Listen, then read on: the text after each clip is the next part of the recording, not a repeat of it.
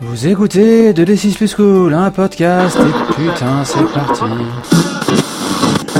Une allocution de la Burst Team.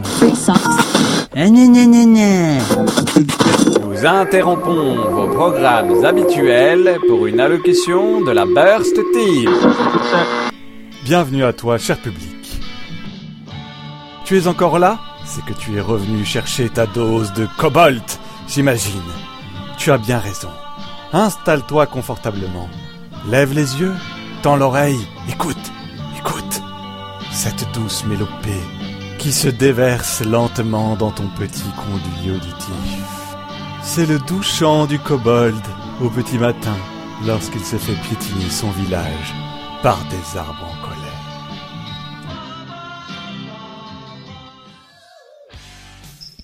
Quelque part, haut dans le ciel, une quinzaine de kobolds de tout âge sont attroupés autour d'une fontaine. Le sort de leur village natal étant sur le point de se jouer, tous semblent suivre l'action avec intérêt. Poum, poum, poum, doudou, doudou.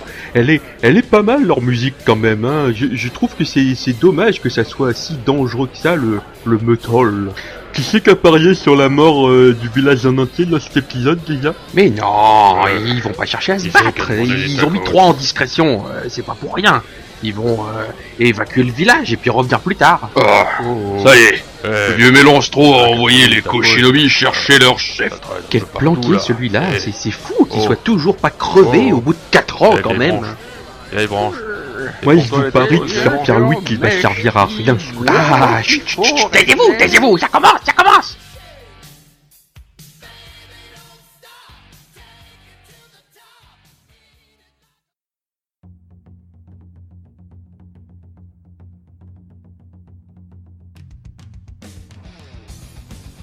Koshinobi. Les 5 membres restants du clan tombent à genoux à côté de Shinobi O, regardant le chef du clan actuel, arme à la main, en disant « Chef, il se passe quelque chose. Nous sommes là à votre service. Qu'allons-nous faire ?» Il faut aller observer de près l'intrus. On utilise la technique ancestrale de je rampe sous les écorces et je me cache sous les herbes. Très bien. En avant. Tu peux au choix faire soit un move de piger des trucs ou alors plonge à couvert et faufile-toi pour observer la scène de plus. Bah, disons que non, plutôt essayer de comprendre un peu ce qui se passe. Donc oui, ça va être piger des trucs. Eh bien, vas-y. Donc piger des trucs, plus sagesse. Quand vous tentez de piger ce qui peut bien se passer ici, faites un jet de sagesse. C'est un 5. Alors, en te rapprochant, tu entends effectivement une mélopée qui monte. Des bruits de cordes grinçantes. Et les 4 formes lever une main vers le ciel, en tendant l'index et l'auriculaire. Ils agitent leurs bras en rythme. Leur tête se balance de haut en bas. Tu reconnais ce rituel. C'est un pogo. Apparaît alors le kobold poivré, son tambourin champignon à la main, qui se précipite derrière le kobold Koshinobi et avec ses 2 fémurs de nain commence à suivre le rythme en tapant sur son tambour à toute allure. L'heure est grave, car ils ne voient absolument pas votre village et ils pourraient le piétiner d'un moment à l'autre. Leurs pieds commencent à battre en rythme. Mais d'où vient cette mélopée qui les fait danser ainsi ? C'est insupportable. Ce son étrange ne vient pas des arbres, il vient d'ailleurs. Ah, je vais chercher autour de moi.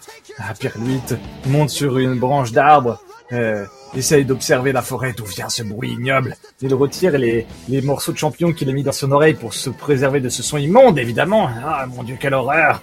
Des sons violents comme ça, berk. Je cherche, je scrute, j'essaie de piger des trucs. D'où peut bien venir ce maudit bruit. J'ai fait 5. La musique semble émaner des arbres eux-mêmes. Vous pouvez cocher de l'expérience.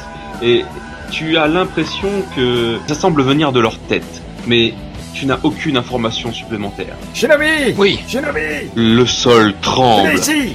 Oui, Pierre-Louis de Sœur, Majesté. Normalement, quand je regarde à gauche, il appelle à droite. Oh, vous êtes là ? Oui. Bien. Shinobi, comme vous êtes le plus discret de cette formidable tribu, c'est votre mission d'aller là-haut. Je pointe du doigt la tête du arbre. Vous allez observer ce qu'il y a dans sa tête. S'il y a d'ignobles lutins ou de créatures infâmes que vous pourrez estourbir pour qu'ils arrêtent de faire de la musique. Ah oui, bien sûr. Oui, il faut grimper. Évidemment. On est discret, mais on sait pas forcément bien grimper, mais on peut y arriver. Hein. J'ai pas dit qu'on n'y arriverait pas, mais ça fait quand même. Le kobold poivré va accroître le rythme de ses percussions afin que les arbres se penchent vers lui et facilitent l'escalade du kobold shinobi. Oh putain. Donc, Kobold Poivré va faire un move dead, et Kobold Shinobi va faire... Ah bah là, pour le coup, c'est le faufile-toi, peut-être. Ils vont sauter parmi les arbres, les branchages qui constituent ces bêtes. Ces choses... moi, je vois ça comme une sorte d'immense animal à grimper. Je vais considérer que c'est un jet de plonge à couvert et faufile-toi. Allez, plonge à couvert, faufile-toi, avec quelle caractéristique ? Dextérité. Le jet de travail d'équipe a fait 2, donc ce n'est pas un succès. Tu peux cocher de l'expérience. Tu as un -2 sur ton jet, camarade Shinobi. Car il semblerait que le rythme ne soit pas exactement le bon et que les arbres soient beaucoup plus difficiles à monter en suivant le rythme du kobold poivré. Oh là là. Bon ben, on va quand même le tenter. Il nous reste un -1, c'est toujours mieux que rien. Enfin, que -2. Oh, c'est un superbe 2. Mais Tu t'élances, tu montes dans les racines, tu arrives au niveau de l'écorce, tu crois monter au niveau des épaules et là, un concert de lianes te matraque en rythme et t'écrase en purée sur l'épaule d'un des arbres. Tu crois distinguer au loin une forme située à côté de la tête. Et tu vas prendre... Aïe. Scrunch. Combien de points de vie as-tu ? Beaucoup moins. Bon. Dans ton dernier soupir, tu as pu voir, au niveau de la tête, une créature à la peau verte, les jambes écartées, les bras bougeant en rythme et la tête s'agitant. Alors que tu passes de vie à trépas. Tu arrives dans l'au-delà, sur le tapis barbe blanche que ta famille commence à bien connaître.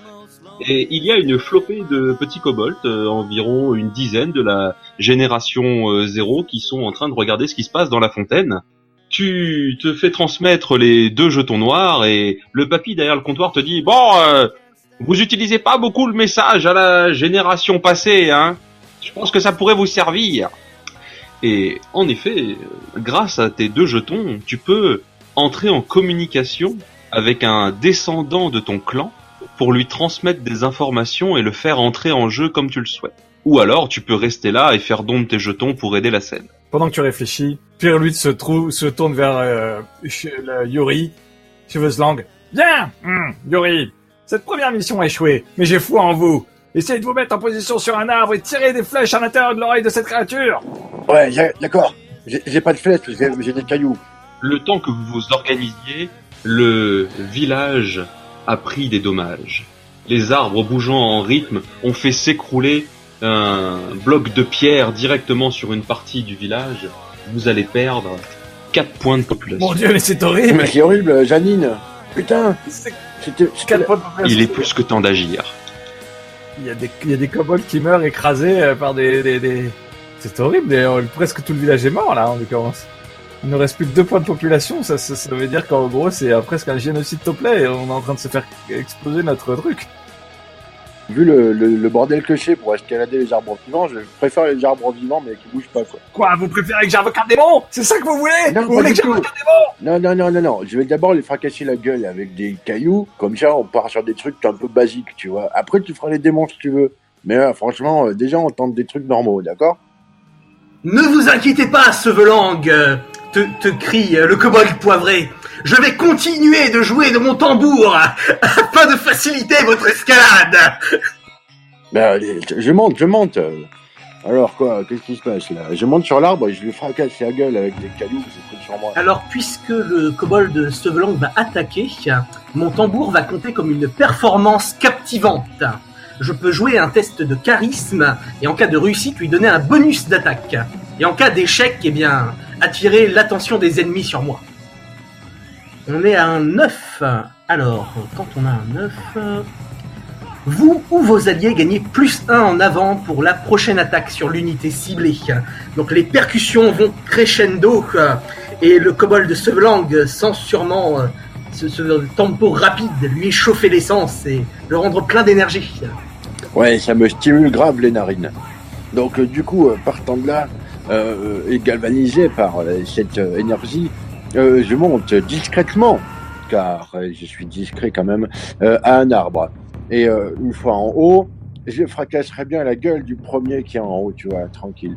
Je tiens à préciser que j'ai une attaque sournoise parce que je suis un peu sournois. Et lorsque j'attaque en étant dissimulé, j'ai +2 dégâts. Et en plus, je suis un tireur d'élite. Et du coup, quand je touche, tu vois, j'ai +2 dégâts en utilisant une arme à distance. Ça colle, capitaine ? Tout à fait, mais encore faudrait-il que tu saches sur quoi tirer, car l'information n'a pas encore été transmise. Et je vais donc me retourner de nouveau vers Koshinobi O, qui vous regarde depuis Fontaine-o-Matique, pour savoir ce qu'il fait. Oui, mais le Koshinobi O a déjà transmis l'information en utilisant ces 2 jetons qu'il a remis dans le jukebox magique et qui lui ont permis de donner l'information au Koshinobi. Des mots apparaissent dans la fontaine. Plongez la tête. Ouf, je crois que j'avais pas mis assez de crédit. Bon, eh bien, il plonge la tête dedans. Et alors, tu vois de nouveau les taches de lumière qui sont déversées dans l'autre sens et qui te guident vers ton futur descendant. Tu te concentres pour y penser. Tu l'as en tête. Qui est-ce Bien, c'est Koshinobi Go, normal. Tu es directement connecté à sa conscience et tu vas pouvoir avoir la joie qu'ont tous les MJ de pouvoir se parler à eux-mêmes. Eh oui, mon fils. Maintenant que je suis passé de vie à trépas, je te lègue le sceau de notre école. Bon, je l'ai emporté avec moi, je pense, dans l'arbre, mais c'est pas grave. Si jamais tu retrouves ma dépouille, tu l'auras aussi. Par contre, sache que le danger qui menace notre village est en fait une créature verte, logée à l'intérieur de l'arbre de sa tête, et qui fait une musique impie, qui force les arbres à s'agiter en tous sens, et à nous piétiner. C'est intolérable. Agis, mon fils. Sois fort, représente notre lignée. Que les Koshinobi soient ceux qui libéreront le village du joug des arbres pogoteurs. Allez, va. À ce moment-là, vous voyez de la cime d'arbres plus haut que ceux qui sont en train de piétiner notre beau village, surgir dans le soleil une ombre qui descend d'un sifflet de vent en criant Shinobi Go. Est-ce un oiseau ? Est-ce un dragon ? Non, kobold poivré s'exclame. C'est Shinobi Go. Et donc il atterrit en plein sur l'arbre où donc son aïeul avait repéré la créature verte qui génère cet horrible bruit. La créature verte tourne ses yeux rouges et sa bouche pleine de dents vers toi, continuant à bouger en rythme, d'un air de défi. Eh bien, le défi, ce sera par mes 2 sailles, qui sont en fait des cure-dents cassés en 2, qu'il va pouvoir continuer à sourire ou pas, car je vais lui planter dans les carotides. Eh bien, fais donc un jet d'attaque, mon cher Shinobiko. Ah, fidèle à moi-même, je fais un 7. Alors, lors d'un 7-9, votre attaque touche, mais vous êtes déséquilibré et vulnérable. Vous infligez juste la moitié de vos dégâts arrondis à l'inférieur. Et... Je n'inflige pas les dégâts infligés à l'inférieur. Je suis né pour être un ninja. Donc mes parents m'ont enseigné la voie du ninja. Et j'inflige toujours mon maximum de dégâts. Quand je réussis mon attaque, je relance mon jet et je garde le résultat total le plus élevé. Je ne divise pas par 2 les 7-9. Du coup, tu lances un des 6. Tombant tel pas un aigle vraiment parce qu'il vole pas, mais plutôt comme une pierre. Tombant comme une pierre habilement lâchée. Certainement d'ailleurs guidé par la main de son aïeul. Shinobi Go atterrit les 2 pieds sur ce qui pourrait être les épaules de la créature verte, qui ressemble un peu à un kobold, en plus gros, en plus sale et peut-être en plus odorant, mais qui n'a pas d'écailles. Et justement sur cette créature non écailleuse, lui enfonce ses 2 sailles en plein de chaque côté de la tête.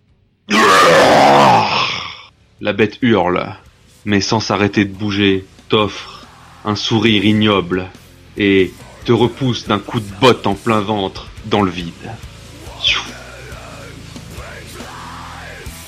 kobold poivré qui avait suivi la chute du nouveau Go Shinobi avec des petites étoiles dans les yeux, le voit soudainement tomber.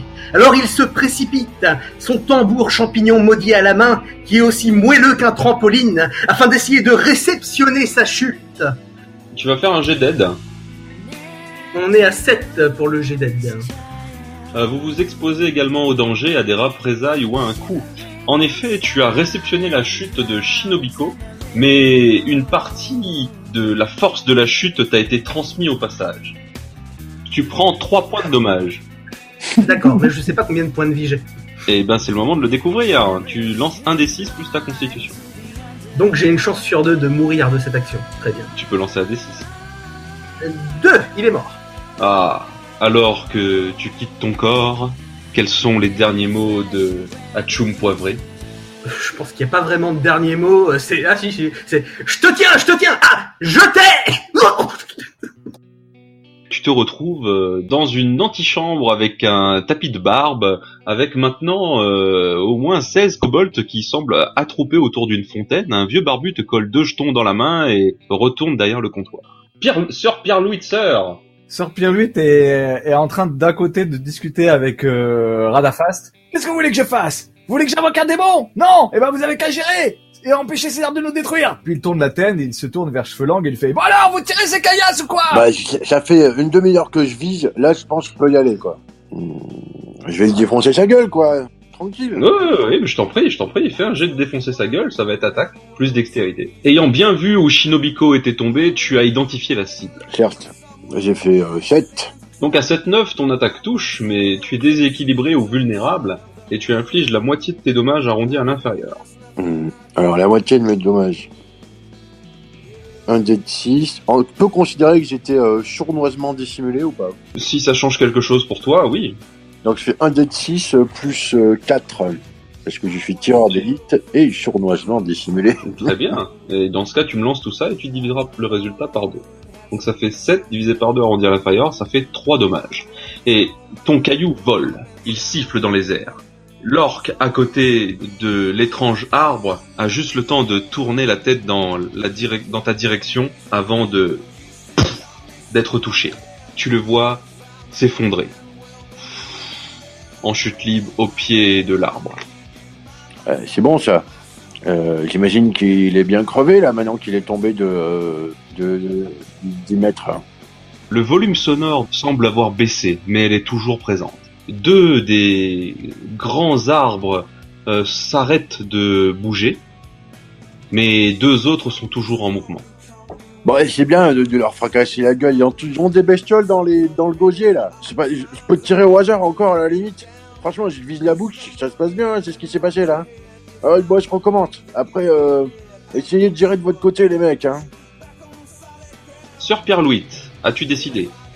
Il reste bien donc 2 arbres, c'est ça? Il reste 2 arbres qui sont toujours en activité. Très bien.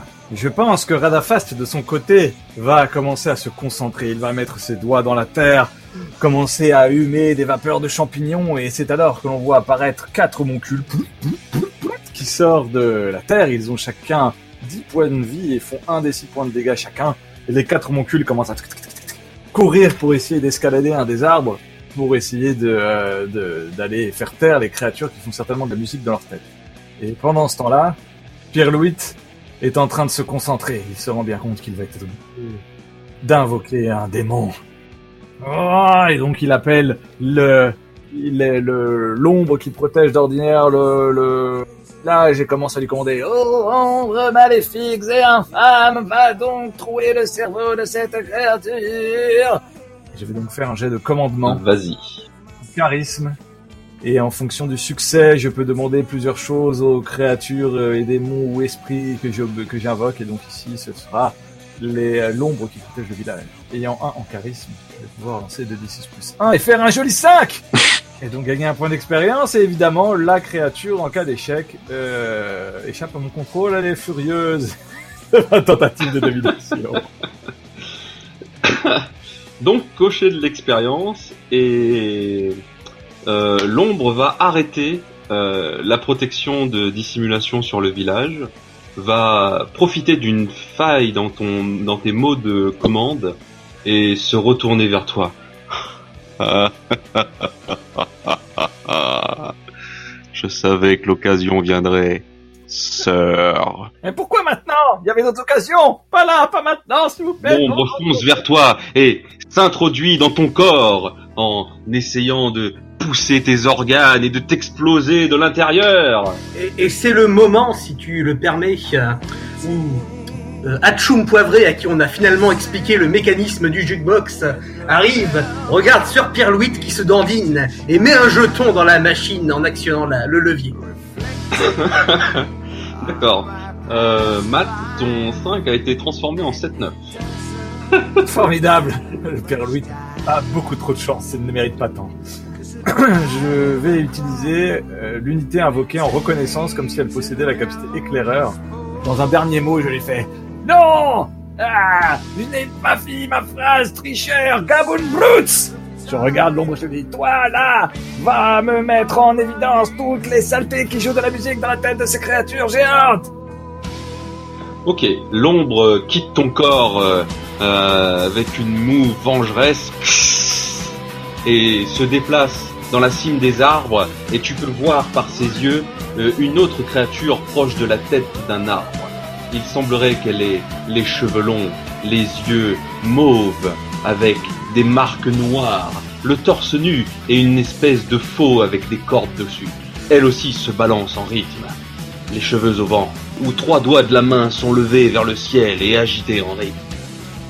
Mais c'est pas possible, ces gens-là ont l'air méchants! Pourquoi ils nous attaquent? On n'est pas gentils! On veut tuer les humains, mais bordel de merde! Koshinobi, après être atterri sur le champignon moelleux, tu reprends tes esprits. Ah, mais qu'est-ce qui s'est passé? Ah, mon Dieu! Hachoum Poivré? Enfin, tu feras plus Hachoum, là, hein? Mince. Ah, je récupère le champignon moelleux. Et je le jette au reste de la famille Hachoum Poivré la famille Poivré pour qu'ils puissent le transmettre au leur. Et je me précipite vers les 2 derniers arbres encore en mouvement.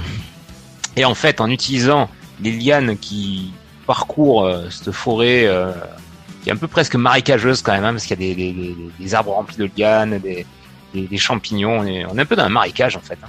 Et donc je m'agrippe de liane en liane pour monter le plus vite possible et retourner au contact pour égorger cette racaille roqueuse qui est en train de ravager notre village.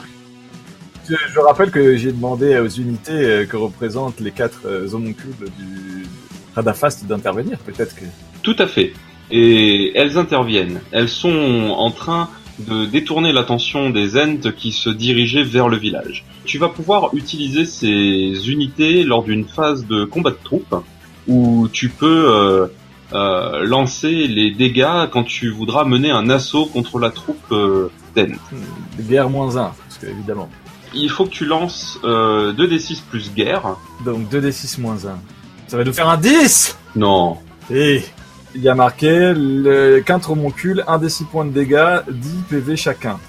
D'accord. Eh bien, elles te font 6 ! Car ces homoncules sont énervés. Ce sont des homoncules à spores, monsieur. C'est-à-dire qu'ils ont un petit chapeau qui secoue, qui envoie d'immondes spores capables de réduire en bouillie la moindre créature organique. Alors, les Ents ne crient pas, mais ils grincent. Ils grincent assez salement, et d'espèces d'horribles pustules commencent à se développer sur les bases de leurs jambes, et ils semblent gênés par cette agression, néanmoins encore pleinement fonctionnelle. Je crois que Shinobiko était en pleine phase d'agression.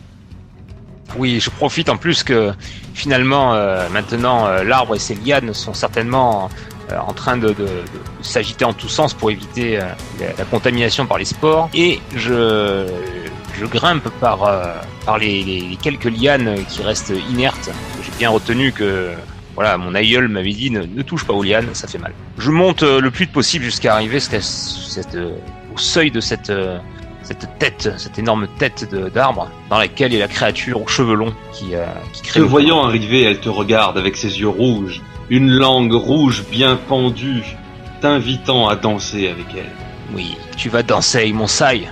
car c'est aussi une arme de jet. Et je jette mes sailles sur la créature. Je t'en prie, fais donc un jet d'attaque avec dextérité. Maintenant, Shinobigo, héritant de ses ancêtres, a gagné un +1 supplémentaire en dextérité, et maintenant il lance à +2. Incroyable. On retrouve Kobold poivré au paradis, les kobolds. Il tourne le dos au jukebox, un dernier jeton en main, et d'une chiquenaude le fait partir dans le ciel. Le jeton virevolte vers le jukebox, et Kobold poivré s'élance. Il court, rattrape la pièce, et la dunk à l'intérieur du jukebox en criant « Go Shinobi !» Bling, ding, ding, ding. C'est un 10 maintenant. Et donc, sur un 10+, que se passe-t-il? Hey, mon attaque touche au but et j'inflige mes dégâts. Et comme je l'ai gardé de mon ancêtre né pour être ninja, j'ai encore toujours mon dégât maximum. D6. Tu infliges 6 dommages à cette créature. Les sailles pénètrent profondément et il lâche ses cordes, attrape ta main et semble enfoncer encore plus profondément les sailles dans sa chair. C'est tout ce que t'as, avorton. Non, j'ai des potes, mais ils sont en bas. Cheveux-langue! L'heure est grave. Il se pourrait que le 3e rejeton de Shinobiko succombe d'un moment à l'autre. Non, je suis en haut et je vais lui fracasser sa gueule. J'avais 4 cailloux pour 4 arbres, donc il m'en reste les 3 et c'est parti. Ça nous fait 13! Putain. Non. Si. Double 6 plus 1, 13, messieurs. Raconte-moi comment il est mort. Écoute-moi bien, cette pierre que j'avais choyée et polie en attendant de trouver le bon angle fuse dans l'air avec un son extraordinaire de perforation. Et quand elle atteint pleinement la tête de cet sinistre individu, un bruit sourd et néanmoins extrêmement agréable vient lui fermer sa gueule, au sens propre comme au figuré. Et alors que l'horrible créature semblait se moquer éperdument de toi et de tes petits bras, Shinobiko, un gros morceau de tête est arraché à sa sale gueule et il tombe en contrebas. Et je goûte au silence soudain. Je me dis, oh là là, rien n'est plus que les arbres inertes et le son du vent dans la... C'était ma phase poétique. Parce qu'ils bougent plus tous ces trous du cul d'arbres, si je comprends bien là. Ils semblent perturbés. Leur faciès grotesque semble étonné, intrigué, et tu peux voir un masque d'incompréhension passer sur leurs traits d'écorce et de mousse. C'est alors que Pierre-Louis descend comme il peut, s'approche des Ents et les regarde en disant « Ce profiteur... » Qu'est-ce que c'est que ça? Vous avez mis le bazar partout! Vous avez tout détruit! C'est n'importe quoi! Qu'est-ce que ça veut dire? Plutôt que de casser notre village, nous qu'on n'a rien fait, vous feriez mieux d'aller casser les humains? Qu'est-ce qu'il y a des haches? Hein, des haches? Qu'est-ce qui casse les Il n'y a arbres? pas de liaison sur le H, Pierre-Louis, faut penser des H. Enfin... Quoi, tu sais lire et écrire toi maintenant? Non. Attends, Pierre-Louis. Et je crois qu'ils aimaient bien les chansons. Moi, je croyais juste que ma grand-mère m'avait dit qu'ils venaient bouffer des chèvres, mais en fait, je suis pas sûr, quoi. Parce que là, il racontait des chansons, là, les gens qui étaient dans leur tronche. Toi qui es un peu intelligent, tu sais pas, il y a des trucs un peu dans ta famille à toi qui racontaient des trucs comme ça, là, non? Non. Pour le moment, ce que j'essaie, c'est de plaider notre cause. Ah, putain. Lorsque j'essaie de plaider la cause, je peux ajouter charisme et essayer de tenter de plaider la cause à l'adresse des non-kobolds. Ça me semble être des non-kobolds. Et malgré le caractère absolument détestable et grossier de Pierre-Louis, c'est n'empêche un plaidage de cause. D'accord. Donc, je vais lancer la D6 plus 1, ce qui va nous faire 10. Non. Si. Sur 10 plus, ils vous écoutent suffisamment longtemps pour vous permettre de leur proposer un marché. Vous pourriez ne pas obtenir tout ce que vous aviez prévu, mais vous en retirez une partie de ce qu'il vous faut. Donc, écoutez-moi bien, je vais vous faire la danse de l'arbre. C'est alors que Pierre-Louis commence à faire des positions avec ses bras, comme un peu avec des sémaphores, mais pour parler à peu près de l'arbre. Il essaye, en tout cas. Alors, là, c'est des amis. Là-bas, c'est des ennemis. Si vous voulez écraser des choses, allez écraser une scierie. J'essaie de leur expliquer que la scierie se trouve en bas de la vallée, là où il y a des humains qui n'arrêtent pas de les couper. Et que s'ils doivent faire leur raffut, ce n'est pas chez nous.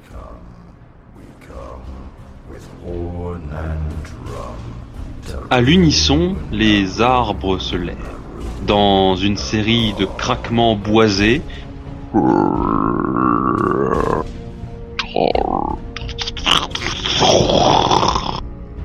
Ils avancent, enjambent le village,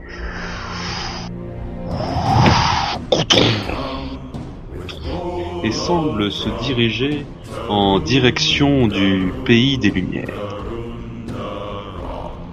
Ah! Victoire!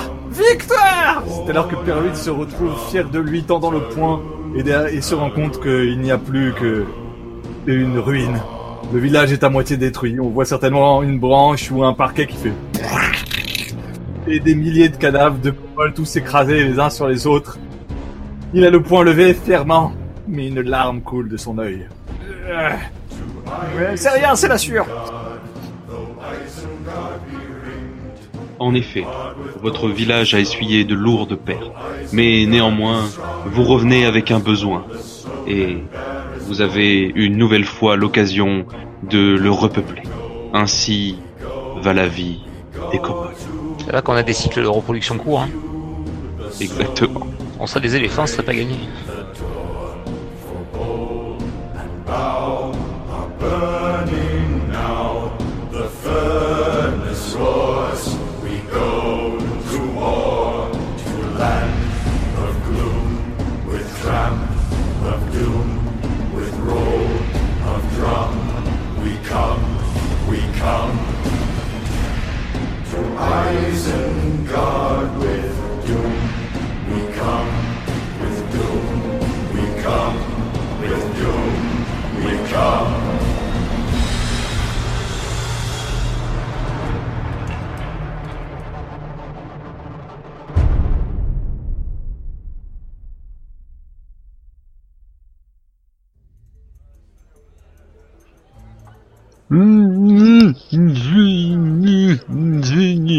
Hein? Qu'est-ce que tu dis? Je dis que quand même on commence à être un peu serré les gars. Il y en a pas qui veulent passer un peu la grille? Non. Ah, mais non, d'abord, arrête d'insister. Ça va, c'est bon, quelle bande de cache-couilles alors que là... Cache-couille toi-même d'abord.